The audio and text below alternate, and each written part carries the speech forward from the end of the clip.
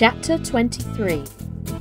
Goodbye to the beautiful mountain. Grandmamma wrote the day before her arrival to let the children know that they might expect her without fail. Peter brought the letter up early the following morning. As he neared the group, his steps slackened, and the instant he had handed the letter to Uncle, he turned quickly away as if frightened and ran off up the mountain. "Grandfather," said Heidi, who had been watching him with astonished eyes, "why does Peter now always behave like the Great Turk when he thinks somebody is after him with a stick? He turns and shakes his head and goes off with a bound just like that." "Perhaps Peter fancies he sees the stick which he so well deserves coming after him," answered Grandfather. Heidi set about tidying the hut, as Grandmamma must find everything clean and in good order when she arrived. Clara looked on, amused and interested to watch the busy Heidi at her work. Then the children dressed up and went and sat together outside on the seat, ready to receive her. At last they saw the procession winding up the mountain just in the order they had expected. First there was the guide, then the white horse with Grandmamma mounted upon it, and last of all, the porter with a heavy bundle on his back, for Grandmamma would not think of going up the mountain without a full supply of wraps and rugs. Nearer and nearer wound the procession. At last it reached the top, and Grandmamma was there, looking down on the children from her horse.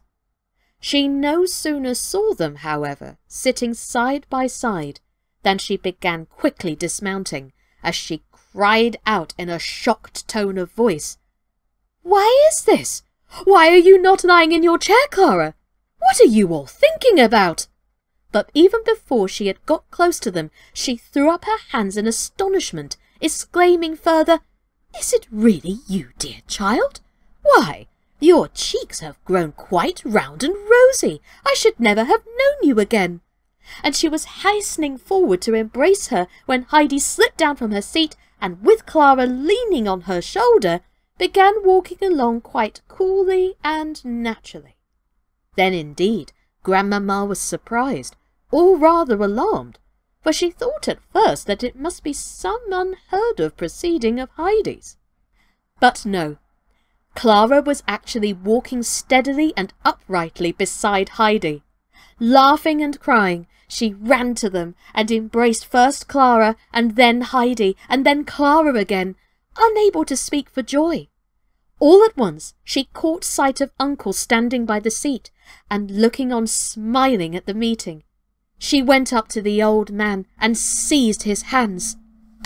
My dear Uncle, how much we have to thank you for. It is all your doing, and your care and nursing—" "And God's good sun and mountain air," he interrupted her, smiling.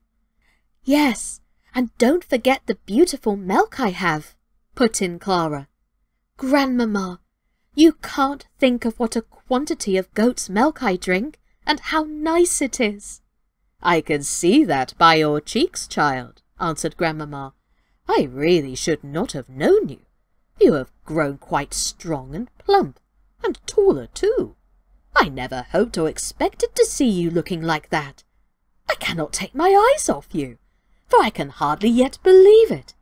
But now I must telegraph without delay to my son in Paris, and tell him he must come here at once. I shall not say why. It will be the greatest happiness he has ever known. My dear uncle, how can I send a telegram? Have you dismissed the men yet?" "They have gone," he answered, "but if you are in a hurry I will get Peter, and he can take it for you." Grandmamma thanked him, for she was anxious that the good news should not be kept from her son a day longer than was possible. So Uncle went aside a little way and blew such a resounding whistle through his fingers that he awoke a responsive echo among the rocks far overhead. He did not have to wait many minutes before Peter came running down in answer, for he knew the sound of Uncle's whistle. Peter looked as white as a ghost, for he thought Uncle was sending for him to give him up, but instead he only gave him a written paper with instructions to take it down at once to the post office at Durfley. Uncle would settle for the payment later, as it was not safe to give Peter too much to look after. Peter went off with the paper in his hand, feeling some relief of mind for the present, for as Uncle had not whistled for him in order to give him up, it was evident that no policeman had yet arrived. So now they all sat down in peace to their dinner round the table in front of the hut, and grandmamma was given a detailed account of all that had taken place. How grandfather had made Clara try first to stand, and then to move her feet a little every day, and how they had settled for the day's excursion up the mountain, and the chair had been blown away. How Clara's desire to see the flowers had induced her to take the first walk, and so by degrees one thing had led to another. The recital took some time, for grandmamma continually interrupted it with fresh exclamations of surprise and thankfulness. "It hardly seems possible. I can scarcely believe it is not all a dream. Are we really awake, and are we all sitting here by the mountain hut? And is that round-faced, healthy-looking child my poor little white, sickly Clara?" And Clara and Heidi could not get over their delight at the success of the surprise they had so carefully arranged for grandmamma, and at the latter's continued astonishment. Meanwhile, Mr. Sessemann, who had finished his business in Paris, had also been preparing a surprise. Without saying a word to his mother, he got into the train one sunny morning and travelled that day to Basel. The next morning he continued his journey, for a great longing had seized him to see his little daughter, from whom he had been separated the whole summer. He arrived at Regatz a few hours after his mother had left.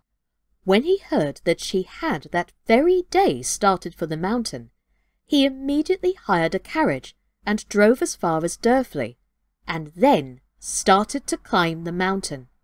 He went on and on, but still no hut came in sight, and yet he knew there was one where Peter lived halfway up, for the path had been described to him over and over again. He began to wonder if he was on the right path, and whether the hut lay perhaps on the other side of the mountain. He looked round to see if anyone was in sight of whom he could ask the way, but far and wide there was not a soul to be seen, nor a sound to be heard. Only at moments the mountain wind whistled through the air, and the insects hummed in the sunshine, or a happy bird sang out from the branches of a solitary larch tree. Mr. Sessemann stood still for a while to let the cool alpine wind blow on his hot face. But now someone came running down the mountainside. It was Peter with the telegram in his hand. He ran straight down the steep slope, not following the path on which Mr. Sessemann was standing. As soon as the latter caught sight of him, he beckoned him to come. Peter advanced towards him slowly and timidly, with a sort of sidelong movement, as if he could only move one leg properly and had to drag the other after him. "Hurry up, lad!" he called, and when Peter was near enough, "Tell me," he said, "is this the way to the hut where the old man and the child Heidi live, and where the visitors from Frankfurt are staying?" A low sound of fear was the only answer he received, as Peter turned to run away in such precipitous haste that he fell head over heels several times, and went rolling and bumping down the slope in involuntary bounds, just in the same way as the chair, only that Peter fortunately did not fall to pieces as that had done. Only the telegram came to grief, and that was torn into fragments and flew away. How extraordinarily timid these mountain dwellers are, thought Mr. Sessemann to himself, for he quite believed that it was the sight of a stranger that had made such an impression on this unsophisticated child of the mountains. After watching Peter's violent descent towards the valley for a few minutes, he continued his journey. Peter, meanwhile, with all his efforts, could not stop himself, but went rolling on and still tumbling head over heels at intervals in a most remarkable manner. But this was not the most terrible part of his sufferings at the moment, for far worse was the fear and horror that possessed him, feeling sure, as he did now, that the policeman had really come over for him from Frankfurt. He had no doubt at all that the stranger who asked him the way was the very man himself. Just as he had rolled to the edge of the last high slope above Durfley, he was caught in a bush, and at last able to keep himself from falling any farther. He lay still for a second or two to recover himself, and to think over matters. "Ha! Well done! Another of you come bumping along like this," said a voice close to Peter. "And which of you tomorrow is the wind going to send rolling down like a badly sewed sack of potatoes?" It was the baker, who stood there laughing. He had been strolling out to refresh himself after his hot day's work, and had watched with amusement as he saw Peter come rolling over and over in much the same way as the chair. Peter was on his feet in a moment. He had received a fresh shock. Without once looking behind him, he began hurrying up the slope again. He would have liked best to have gone home and crept into bed so as to hide himself, for he felt safest when there. But he had left the goats up above, and Uncle had given him strict injunctions to make haste back so that they might not be left too long alone. And he stood more in awe of Uncle than anyone, and would not have dared to disobey him on any account. There was no help for it. He had to go back, and Peter went on groaning and limping. He could run no more, for the anguish of mind he had been through and the bumping and shaking he had received were beginning to tell upon him. And so, with lagging steps and groans, he slowly made his way up the mountain. Shortly after meeting Peter, Mr. Sessemann passed the first hut, and so was satisfied that he was on the right path. He continued his climb with renewed courage, and at last, after a long and exhausting walk, he came in sight of his goal. There, only a little distance farther up, stood the grandfather's home, with the dark tops of the fir trees waving above its roof. Mr. Sessemann was delighted to have come to the last steep bit of his journey. In another minute or two he would be with his little daughter, and he pleased himself with the thought of her surprise. But the company above had seen his approaching figure and recognized who it was, and they were preparing something he little expected as a surprise on their part. As he stepped onto the space in front of the hut, two figures came towards him. One, a tall girl with fair hair and pink cheeks, leaning on Heidi, whose dark eyes were dancing with joy.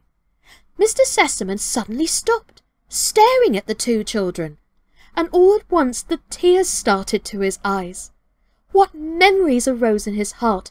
Just so had Clara's mother looked, the fair-haired girl with the delicate pink and white complexion. He did not know if he was awake or dreaming. "Don't you know me, Papa?" called Clara to him, her face beaming with happiness. "Am I so altered since you saw me?" Then the father ran to his child and clasped her in his arms. "Yes, you are indeed altered. How is it possible? Is it true what I see?" And the delighted man stepped back to look full at her again, and to make sure that the picture would not vanish before his eyes. "Are you my little Clara? Really, my little Clara?" he kept on saying. Then he clasped her in his arms again, and again put her away from him that he might look and make sure it was she who stood before him. Then grandmamma came up, anxious for a sight of her son's happy face. "Well, what do you say now, dear son?" she exclaimed. "You have given us a pleasant surprise, but it is nothing in comparison to what we have prepared for you, you must confess." And she gave her son an affectionate kiss as she spoke. "But now," she went on, "you must come and pay your respects to Uncle, who is our chief benefactor." "Yes, indeed, and our little Heidi too," said Mr. Sessemann, shaking Heidi by the hand. "Well, are you quite well and happy in your mountain home? But I need not ask. No alpine rose could look more blooming. I am glad, child. It is a pleasure to me to see you so." And Heidi looked up with equal pleasure into his kind face.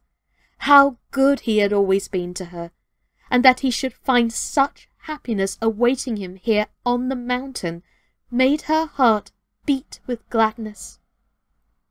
Grandmamma introduced him to Uncle, and while the two men were shaking hands, and Mr. Sessemann was expressing his heartfelt thanks and boundless astonishment to the old man, grandmamma wandered round the back to see the old fir trees again. Here another unexpected sight met her gaze, for there, under the trees, stood a great bush of the most wonderful dark blue gentians, as fresh and shining as if they were growing on the spot. "How exquisite! What a lovely sight!" she exclaimed. "Heidi, dearest child, come here. Is it you who have prepared this pleasure for me? It is perfectly wonderful." The children ran up. "No, no, I did not put them there," said Heidi. "But I know who did." "They grow just like that on the mountain, grandmamma. Only, if anything, they look more beautiful still," Clara put in. "But guess who brought those down today?" And as she spoke, she gave such a pleased smile that the grandmother thought for a moment the child herself must have gathered them. But that was hardly possible. At this moment a slight rustling was heard behind the fir trees. It was Peter, who had just arrived.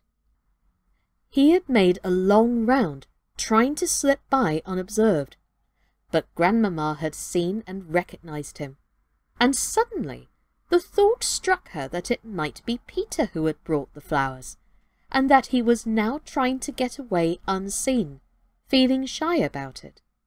But she could not let him go off like that. He must have some little reward. "Come along, boy. Come here. Do not be afraid," she called to him. Peter stood still, petrified with fear. After all he had gone through that day, he felt he had no longer any power of resistance left. All he could think was, "It's all up with me now." Every hair of his head stood up on end, and he stepped forth from behind the fir trees, his face pale. "Courage, boy," said grandmamma, in her efforts to dispel his shyness. "Tell me now, straight out, without hesitation. Was it you who did it?" Peter did not lift his eyes, and therefore did not see at what grandmamma was pointing, but he knew that Uncle was standing at the corner of the hut, fixing him with his grey eyes, while beside him stood the most terrible person that Peter could conceive, the police constable from Frankfurt. Quaking in every limb and with trembling lips, he muttered a low, "Yes." "Well, and what is there dreadful about that?" said grandmamma. Because it is all broken to pieces, and no one can put it together again." Peter brought out his words of difficulty, and his knees knocked together so that he could hardly stand.